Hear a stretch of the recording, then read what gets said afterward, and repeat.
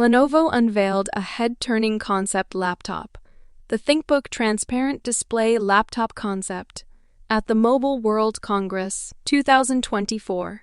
This innovative device boasts the world's first 17.3-inch transparent micro-LED display, creating a truly futuristic user experience.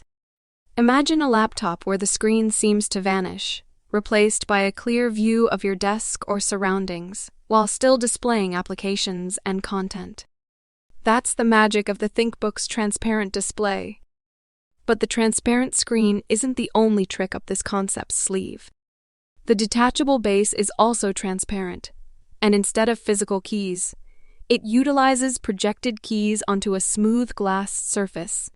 This allows the base to double as a tablet, making the ThinkBook even more versatile.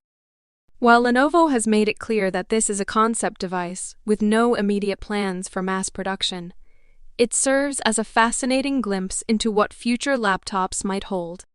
The ThinkBook Transparent Display Laptop concept pushes the boundaries of design and functionality, blurring the lines between the physical and digital worlds. It's a reminder that tech companies are constantly innovating. And who knows? Maybe one day we'll all be working on laptops that seem to disappear before our very eyes.